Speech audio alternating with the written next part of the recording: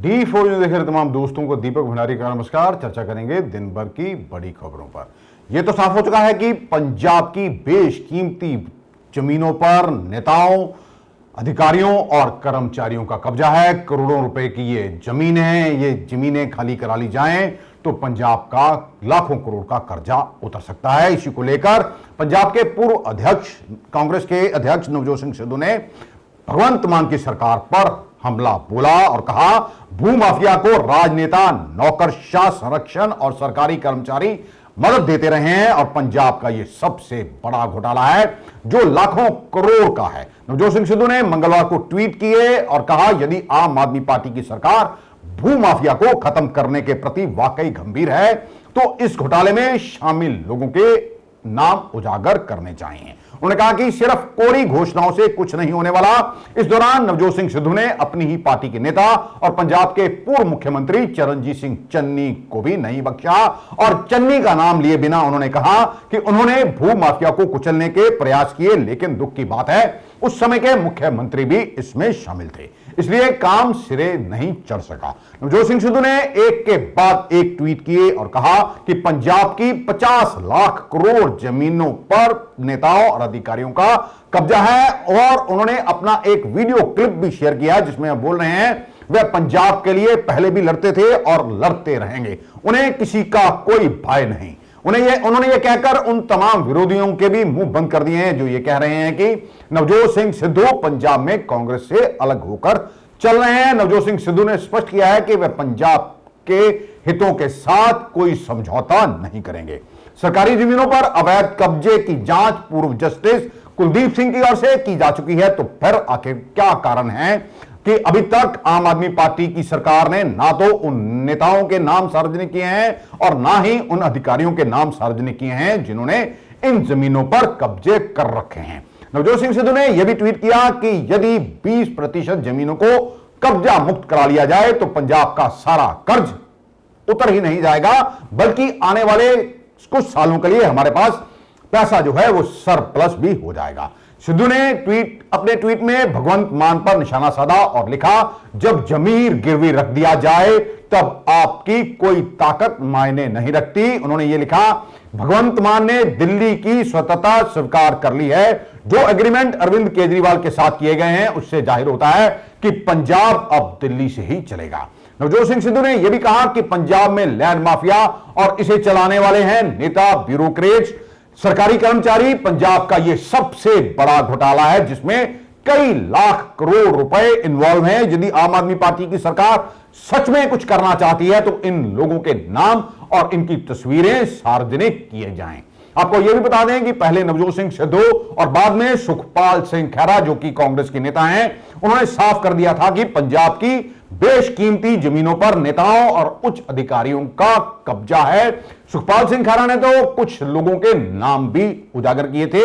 ये वह नेता हैं और वही अधिकारी हैं जिन्हें पंजाब की जनता ने केवल इसलिए चुना कि ये ऐसी नीतियां बनाएंगे कि जनता का भला हो सकेगा, लेकिन इन्होंने पंजाब की बेशकीमती जमीनों पर कब्जे कर लिए। पंजाब कर्जदार हो गया और ये नेता अमीर होते गए।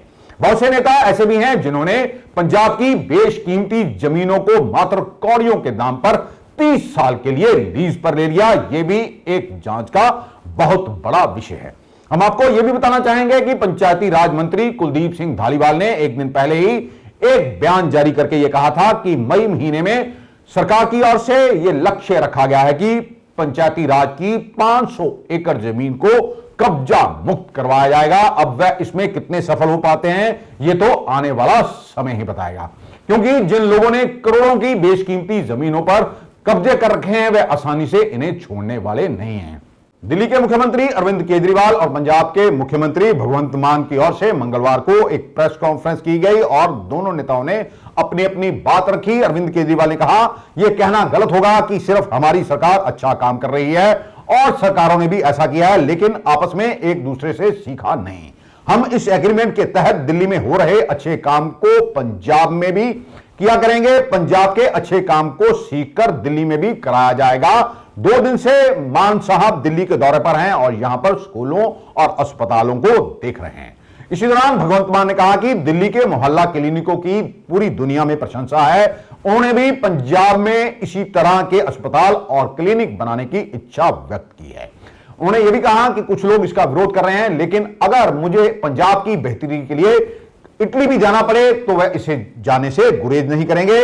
ਅੱਜ ਪੰਜਾਬ ਲਈ ਬੜਾ ਇਤਿਹਾਸਕ ਦਿਨ ਹੈ ਜਦੋਂ ਅਸੀਂ ਦਿੱਲੀ ਸਰਕਾਰ ਨਾਲ ਨੌਲੇਜ ਸ਼ੇਅਰਿੰਗ ਐਗਰੀਮੈਂਟ ਕੀਤਾ ਹੈ, ਯਾਨੀ ਕਿ ਜਾਣਕਾਰੀ ਦਾ ਆਦਾਨ ਪ੍ਰਦਾਨ। ਦਿੱਲੀ ਕੋਲ ਜਿਹੜੀਆਂ ਜਾਣਕਾਰੀਆਂ ਨੇ ਉਹ ਅਸੀਂ ਪੰਜਾਬ ਦੇ ਵਿੱਚ ਲਾਗੂ ਕਰਾਂਗੇ। ਪੰਜਾਬ ਦੇ ਕੋਲੇ ਜਿਹੜੀਆਂ ਚੀਜ਼ਾਂ 'ਚ ਪੰਜਾਬ ਅੱਗੇ ਹੈ ਉਹ ਦਿੱਲੀ ਸਰਕਾਰ ਆਪਣੇ ਉੱਥੇ ਲਾਗੂ ਕਰ ਲੂਗੀ, ਜਿਵੇਂ ਕਿ ਸਕੂਲ ਤੇ ਹਸਪਤਾਲ। ਦਿੱਲੀ ਦੇ ਵਿੱਚ ਇੰਨੇ ਵਧੀਆ ਸਰਕਾਰੀ ਹਸਪਤਾਲ ਨੇ ਕਿ ਪਤਾ ਹੀ ਨਹੀਂ ਲੱਗਦਾ ਕਿ ਤੁਸੀਂ ਪ੍ਰਾਈਵੇਟ ਹਸਪਤਾਲ 'ਚੋਂ ਜਾਂ ਸਰਕਾਰੀ 'ਚੋਂ। ਔਰ ਸਰਕਾਰੀ ਹਸਪਤਾਲਾਂ ਦੇ ਵਿੱਚ ਜਨਰਲ ਵਾਰਡ ਜਿਹੜਾ ਹੈ ਉਹ ਜਿਹੜਾ ICU ਵਾਰਡ ਹੈ ਉਹਦੇ ਨਾਲੋਂ ਵੀ ਜ਼ਿਆਦਾ ਤਕਨੀਕੀ ਤੌਰ ਤੇ ਲੈਸ ਹੈ, ਔਰ ਸਾਰੇ ਆਪਰੇਸ਼ਨ ਸਭ ਟੈਸਟ ਫ੍ਰੀ ਨੇ, ਬਿਲਕੁਲ ਸਾਫ ਸਫਾਈ ਐਨ ਲਿਸ਼ਕਦੇ ਪਏ ਨੇ ਹਸਪਤਾਲ। ਇਸੇ ਤਰ੍ਹਾਂ ਹੀ ਸਰਕਾਰੀ ਸਕੂਲਾਂ ਦਾ ਹਾਲ। ਸਰਕਾਰੀ ਸਕੂਲ ਇੰਨੇ ਵਧੀਆ ਨੇ ਕਿ ਤੁਹਾਨੂੰ ਪਤਾ ਹੀ ਨਹੀਂ ਲੱਗਦਾ ਤੁਸੀਂ ਪ੍ਰਾਈਵੇਟ ਸਕੂਲ 'ਚੋਂ ਜਾਂ ਸਰਕਾਰੀ 'ਚੋਂ। ਔਰ ਐਡਵਾਂਸ ਟੈਕਨੋਲੋਜੀ ਨਾਲ ਪੜ੍ਹਾਇਆ ਜਾ ਰਿਹਾ ਹੈ, ਔਰ ਹਰੇਕ ਕਲਾਸ ਦੇ ਵਿੱਚੋਂ ਬੱਚੇ ਕਹਿ ਰਹੇ ਨੇ ਮੈਂ ਡਾਕਟਰ ਬਣਨਾ ਹੈ, ਮੈਂ ਨੀਟ ਦੇ ਵਿੱਚ ਜਾਣਾ ਹੈ, ਮੈਂ JEE 'ਚ ਜਾਣਾ ਹੈ। ਔਰ ਬੱਚੇ ਕਿਹੜੇ ਨੇ? ਬਿਲਕੁਲ ਆਮ ਘਰਾਂ ਦੇ। ਸੋ ਅਸੀਂ ਵੀ ਪੰਜਾਬ ਦੇ ਸਰਕਾਰੀ ਸਕੂਲਾਂ ਨੂੰ ਇੰਨੇ ਵਧੀਆ ਬਣਾਉਣੇ ਚਾਹੁੰਦੇ ਹਾਂ ਕਿ ਉਹਦੇ ਵਿੱਚ ਪੜ੍ਹ ਕੇ ਗਰੀਬਾਂ ਦੇ ਬੱਚੇ, ਆਮ ਘਰਾਂ ਦੇ ਬੱਚੇ ਅਫਸਰ ਬਣਨ ਤੇ ਉਹ ਘਰਾਂ ਦੀਆਂ ਗਰੀਬੀਆਂ ਚੱਕਣ, ਗਰੀਬੀਆਂ ਖਤਮ ਕਰਨ। ਔਰ ਦੇਸ਼ 'ਚ ਕਿਤੇ ਵੀ ਚੰਗਾ ਹੋਵੇ ਅਸੀਂ ਸਿੱਖ ਲਾਂਗੇ। ਸਾਡਾ ਪੰਜਾਬ ਦੁਬਾਰਾ ਪੰਜਾਬ ਬਣਨਾ ਚਾਹੀਦਾ ਬਸ। ਔਰ ਮੈਨੂੰ ਦੁੱਖ ਹੈ ਕਿ ਵਿਰੋਧੀ ਪਾਰਟੀਆਂ ਜਿਹੜੀਆਂ ਨੇ ਉਹ ਇਹ ਤੇ ਵੀ ਸਵਾਲ ਚੱਕੀ ਜਾਂਦੀਆਂ ਨੇ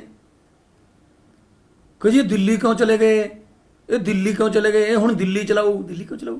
ਪੰਜਾਬ ਦੀ ਸਰਕਾਰ ਹੈ, ਲੋਕਾਂ ਦੀ ਚੁਣੀ ਹੋਈ ਸਰਕਾਰ ਹੈ, ਬਹੁਤ ਵੱਡੇ ਫਤਵੇ ਨਾਲ ਸਰਕਾਰ ਬਣੀ ਹੈ। ਤੇ ਪੰਜਾਬ ਦੇ ਵਿੱਚ ਜੇ ਕੋਈ ਵਧੀਆ ਚੀਜ਼ ਲੈ ਕੇ ਆਉਣ ਵਾਸਤੇ ਸਾਨੂੰ ਇਟਲੀ ਵੀ ਜਾਣਾ ਪੈ ਜੇ ਉੱਥੇ ਵੀ ਜਾ ਆਵਾਂਗੇ।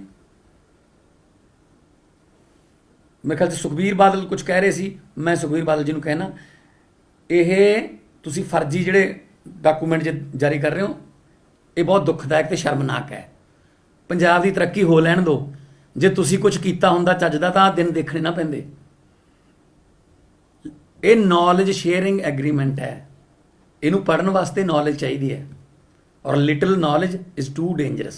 आपको यह भी बता दें कि जो समझौते हुए हैं इसी को लेकर विरोधी भी तंज कसने लगे हैं। पंजाब विधानसभा में प्रतिपक्ष के नेता प्रताप सिंह बाजवा ने मुख्यमंत्री भगवंत मान को लेकर यह बयान दिया और यह कहा कि भगवंत मान ने चुनावों से पहले जिस तरह का इंकलाब का बीड़ा उठाया था वह इंकलाब अब उनमें कहीं नजर नहीं आ रहा।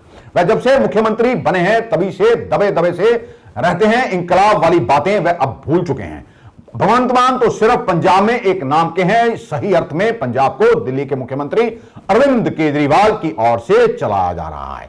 भाजपा ने भी कहा पंजाब में आम आदमी पार्टी की सरकार बहुमत से आई। जो फैसले पंजाब के मुख्यमंत्री भगवंत सिंह मान को खुद लेने चाहिए वह फैसले दिल्ली से मुख्यमंत्री अरविंद केजरीवाल ले रहे हैं। उन्होंने यह भी कहा कि मुख्यमंत्री भगवंत मान ने बिना विधानसभा का सदन बुलाए अलग अलग विभागों के 18 एग्रीमेंट साइन कर दिए। कांग्रेस इसका विरोध करती है। भाजपा ने यह भी कहा पंजाब को ठेके पर देने की तैयारी मुख्यमंत्री भगवंत मान कर रहे हैं।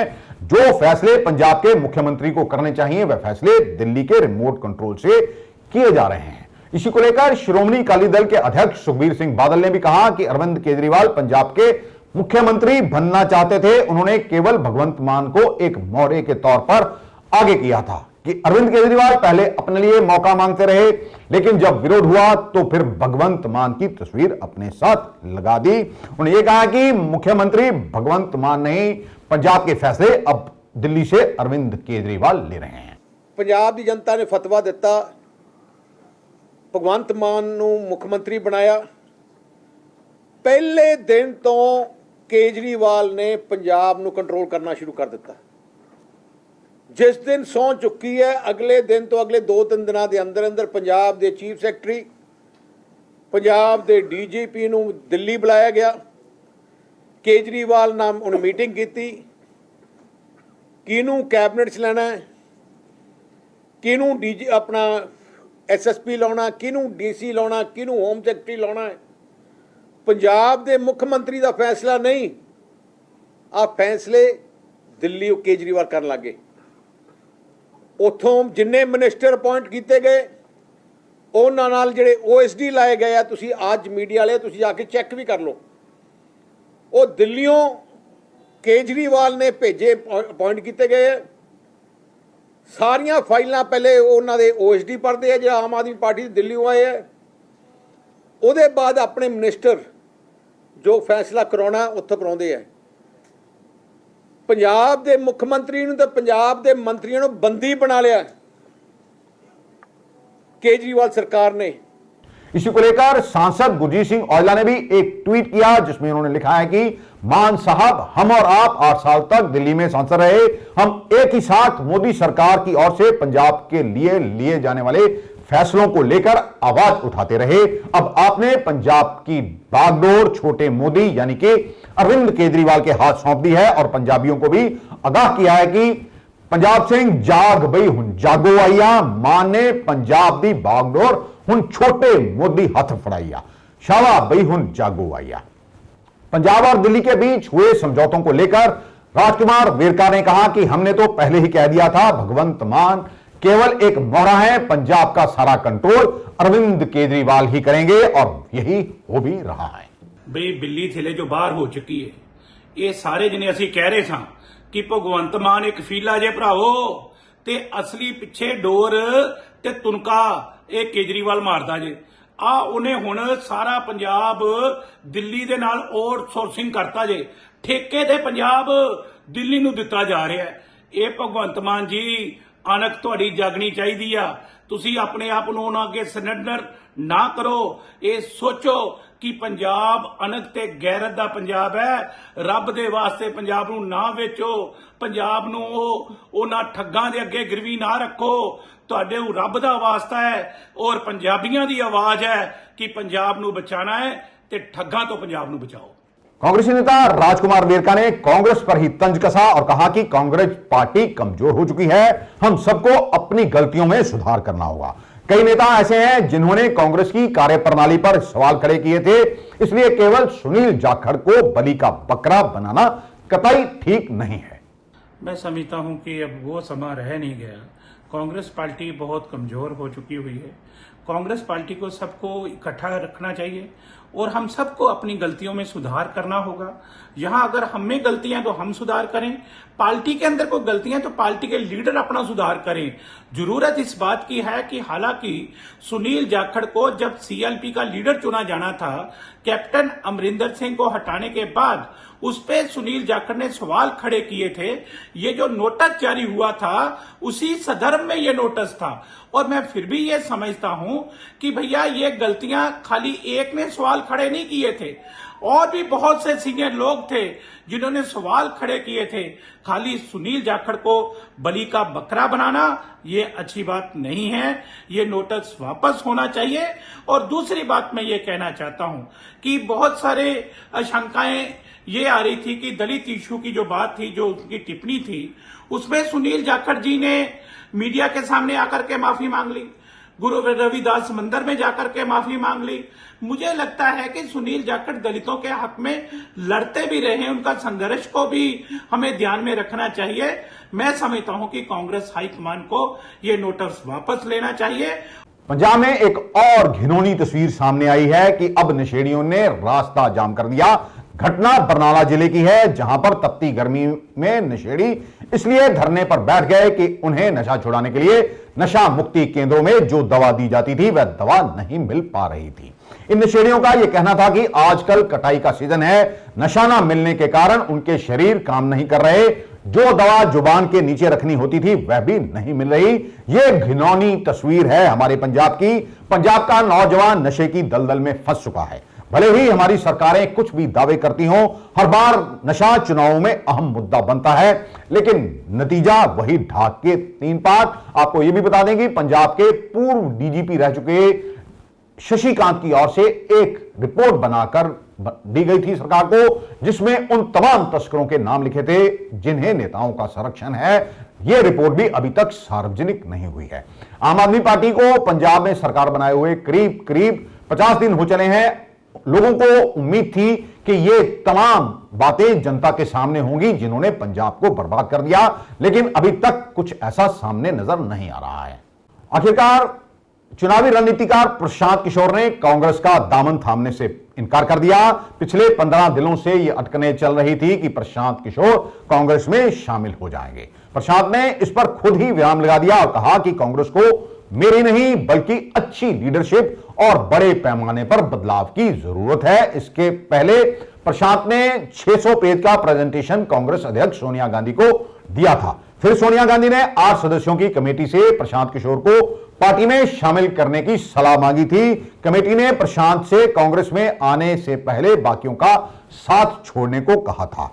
मंगलवार को कांग्रेस के प्रवक्ता रणदीप सुरजेवाला ने ट्वीट किया, कांग्रेस अध्यक्ष ने एक एक्शन ग्रुप 2024 का गठन किया और प्रशांत किशोर को जिम्मेदारी देते हुए ग्रुप में शामिल होने के लिए आमंत्रित किया, लेकिन उन्होंने मना कर दिया। हम उनके द्वारा पार्टी के लिए किए गए प्रयासों और सुझावों की सराहना करते हैं। सुरजेवाला की ओर से दिए गए बयान के बाद खुद प्रशांत किशोर ने ट्वीट करके साफ कर दिया कि वे कांग्रेस में शामिल नहीं हो रहे हैं। प्रशांत किशोर ने लिखा कि मैं एम्पावर्ड एक्शन ग्रुप का हिस्सा बनने, पार्टी में शामिल होने और चुनावों की जिम्मेदारी लेने का कांग्रेस का प्रस्ताव ठुकराता हूं। मेरी राय में पार्टी की अंदरूनी समस्याओं को ठीक करने के लिए कांग्रेस को मुझसे ज्यादा लीडरशिप और मजबूत इच्छा शक्ति की आवश्यकता है। देश में कोरोना के बढ़ते मामलों को लेकर प्रधानमंत्री नरेंद्र मोदी बुधवार दोपहर 12 बजे सभी मुख्यमंत्री के साथ वीडियो कॉन्फ्रेंस के जरिए एक मीटिंग करेंगे। बता दें कि देश में पिछले एक सप्ताह से लगातार 2000 से ज्यादा नए कोरोना के मरीज सामने आ रहे हैं। सबसे अधिक चिंता राजधानी दिल्ली को लेकर है, जहां पर रोज 1000 से ज्यादा केस मिल रहे हैं। पाकिस्तान के कराची शहर की यूनिवर्सिटी में मंगलवार दोपहर ब्लास्ट हुआ। जानकारी के मुताबिक धमाके में 4 लोगों की मौत हो गई, जबकि कई घायल हुए हैं। विस्फोट के बाद बचाव और सुरक्षा एजेंसियां मौके पर पहुंची और इलाके की घेराबंदी करके बचाव अभियान शुरू किया जा चुका है।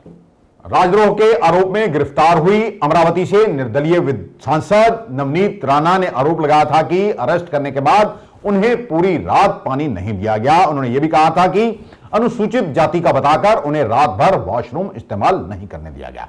हालांकि मंगलवार को मुंबई पुलिस की ओर से एक वीडियो जारी कर तमाम आरोपों को गलत करार दिया गया है। एक वीडियो जारी किया गया है जिसमें राणा दंपति चाय पीते हुए नजर आ रहे हैं। आपको बता दें कि राणा दंपति पर दर्ज राजद्रोह के मामले में एमपी एमएलए कोर्ट में अब 29 अप्रैल को सुनवाई होगी। दोनों ने राजद्रोह की याचिका खारिज करने और जमानत देने की मांग को लेकर याचिका दायर की है। गुरदासपुर की मंडियों के दौरे पर निकले कैबिनेट मंत्री लालचंद कटारूचक का एक वीडियो भले ही वाहावाही बटोर रहा हो, लेकिन पंजाब की एक तस्वीर इस घटना से जो सामने आई है उससे जाहिर है कि आज भी बच्चे बाल मजदूरी करने को मजबूर हैं। घटना एक दिन पहले की है, जब मंत्री साहब की गाड़ियों का काफिला सड़क पर जा रहा था तो रास्ते में एक छोटा बच्चा रिक्शा लेकर खड़ा था। एक एएसआई सड़क खाली करवा रहा था। जब सड़क पर बच्चे को देखा तो थानेदार ने उसे थप्पड़ मार दिया। थप्पड़ पड़ने से बच्चा जोर जोर से रोने लगा और वहां पर लोग इकट्ठा हो गए। वीआईपी कल्चर को लोग कोसने लगे। इसी बीच मंत्री लालचंद कटारूचक का काफिला वहां पर रुका और मंत्री अपनी गाड़ी से नीचे उतरे और उन्होंने बच्चे को प्यार किया। लेकिन इस घटना से साफ जाहिर है कि हमारे ऊपर देश की आजादी के 75 साल के बाद भी वीआईपी कल्चर किस तरह से हावी है। कौन नहीं जानता, आए दिन नेताओं की गाड़ियों को निकलवाने के लिए पुलिस कई बार ट्रैफिक भी रोक देती है। मंत्री की गाड़ियों का काफिला ऐसे जाता है जैसे अंग्रेजों के जमाने में कोई बड़ा अंग्रेज अधिकारी सड़क पर गुजर रहा हो और लोग उसे रास्ता देते दिखाई देते हों। पंजाब सरकार को इस बारे में सोचना होगा। वैसे तो भगवंत मान ने शपथ ली थी मुख्यमंत्री की, तो उन्होंने यह कहा था आज पंजाब के 3.25 करोड़ लोग मुख्यमंत्री की शपथ लेंगे, लेकिन सच्चाई क्या है इससे सभी वाकिफ हैं। क्या हमारा देश कभी वीआईपी कल्चर से बाहर आ पाएगा? बाल मजदूरी रुकेगी? जिस बच्चे की उम्र स्कूल जाने की है उसे आखिरकार रिक्शा क्यों चलाना पड़ रहा है? तमाम ये चीजें जो हैं ये इस पर सोचने की आवश्यकता है। कौन नहीं जानता, नेताओं को तमाम सुविधाएं मिलती हैं और आम आदमी किस तरह 2 जून की रोटी के लिए मारा मारा फिरता है, ये किसी से छिपा नहीं है। पंजाब की जेलों से चलाए जा रहे फिरौती, ड्रग व हथियारों की तस्करी समेत संगठित अपराधों को कंट्रोल करने के लिए 36 बड़े अपराधियों को हाई सिक्योरिटी बठिंडा जेल में शिफ्ट किया जाने की तैयारी कर ली है, जबकि 14 को पंजाब की अन्य जेलों में शिफ्ट किया जाएगा। इन 50 में से 36 अपराधी तो नेशनल इन्वेस्टिगेशन एजेंसी ने पकड़े थे, जो अंतरराष्ट्रीय ड्रग रैकेट आतंकी गतिविधियों से जुड़े संगीन मामलों से संबंधित हैं। इन्हें खुफिया एजेंसियों की ओर से जेल प्रबंधन को दिए इनपुट के बाद शिफ्ट किया जा रहा है। एजेंसियों ने खुलासा किया कि इनमें से अधिकांश अपराधी जेलों से अपना नेटवर्क चला रहे हैं। तो इसके लिए आखिरकार कौन जिम्मेदार है, कौन लोग हैं जो इन अपराधियों को जेलों में बैठे हुए भी तमाम संरक्षण दे रहे हैं और सुविधाएं मुहैया करवा रहे हैं? कौन नहीं जानता। जेलों से कई बार मोबाइल पकड़े गए, लेकिन कार्रवाई के नाम पर होता कुछ नहीं है। इस बारे में भी पंजाब सरकार को सोचना होगा, क्योंकि गैंगस्टरों के कारण आम लोग परेशान हैं। लोग सुरक्षा का माहौल चाहते हैं। तभी कोई भी प्रदेश या देश तभी प्रगति कर सकता है जब नागरिक खुद को सुरक्षित महसूस करते हों। श्रोमणी गुरुद्वारा प्रबंधक कमेटी के अध्यक्ष एडवोकेट हरजिंदर सिंह धामी की ओर से अंतरिम समिति की बैठक के दौरान कई अहम निर्णय लिए गए हैं, जिसमें सचखंड श्री दरबार साहब के मुख्य दरवाजों पर स्कैनर मशीनें लगाने का निर्णय भी लिया गया है। इसके अलावा और भी कई अहम फैसले कमेटी की ओर से लिए गए हैं। सो ਅੱਜ ਦੀ ਮੀਟਿੰਗ 'ਚ ਫੈਸਲਾ ਹੋਇਆ ਕਿ ਸੱਚਖੰਡ ਸ੍ਰੀ ਦਰਬਾਰ ਸਾਹਿਬ ਜੀ ਦੇ ਜਿਹੜੇ ਮੁੱਖ ਦਰਬਾਰ ਆ ਉੱਥੋਂ ਸੰਗਤਾਂ ਜਿਹੜੇ ਐਂਟਰ ਹੋਣਗੀਆਂ, ਉੱਥੇ ਮੁੱਖ ਤੌਰ ਤੇ ਜਿਹੜੇ ਆ ਉਹ ਸਕੈਨਰ ਲਾਏ ਜਾਣਗੇ, ਤਾਂ ਕਿ ਕੋਈ ਵੀ ਵਿਅਕਤੀ ਲੁਕੋ ਕੇ ਜਾਂ ਹੋਰ ਕਿਸੇ ਢੰਗ ਦਾ ਕੋਈ ਨਸ਼ਾ ਆਦਿਕ ਜਾਂ ਕੋਈ ਹੋਰ ਨਸ਼ੀਲਾ ਪਦਾਰਥ ਨਾ ਲੈ ਕੇ ਜਾ ਸਕੇ। ਸੋ ਇਹ ਸਕੈਨਰ ਲਾਉਣ ਦਾ ਇੱਕ ਫੈਸਲਾ ਹੋਇਆ। ਦੂਸਰਾ, ਹਰ ਵਾਰੀ ਕਿਉਂਕਿ ਜਨਰਲ ਹਾਊਸ ਦੇ ਵਿੱਚ ਵੀ ਅਸੀਂ ਭਾਰਤ ਸਰਕਾਰ ਤੋਂ ਮੰਗ ਕਰਦੇ ਹਾਂ ਕਿ ਜਿਹੜਾ ਸਾਡਾ ਪਵਿੱਤਰ ਸਥਾਨ ਇੱਕ ਤਾਂ ਕਰਤਾਰਪੁਰ ਸਾਹਿਬ, ਉਹਦੇ ਜਿਹੜੇ ਲੋਕਾਂ ਨੂੰ ਜਾਣ ਲਈ ਸਹੂਲਤ ਆ ਉਹ ਥੋੜ੍ਹੀ ਸਰਲ ਕੀਤੀ ਜਾਵੇ। ਉਹਦੇ ਲਈ ਅਸੀਂ ਬਾਰ-ਬਾਰ ਸਾਰਿਆਂ ਨੂੰ ਤਕਰੀਬਨ ਬੇਨਤੀ ਕਰਦੇ ਹਾਂ, ਪਰ ਹਾਲੇ ਤੱਕ ਸਾਡਾ ਉਹਦੇ ਉੱਤੇ ਕੋਈ ਬੂਰ ਨਹੀਂ ਪਿਆ। ਸੋ ਇਹ ਵੀ ਸਰਕਾਰ ਤੋਂ ਮੰਗ ਅੱਜ ਕੀਤੀ ਪੁਰਜੋਰ ਕਿ ਇਹ ਸਰਲ ਜਿਹੜੀ ਆ थोड़ी नीति की जाए। आज के लिए बस इतना ही। कल आपके समक्ष फिर हाजिर होंगे। तब तक के लिए नमस्कार।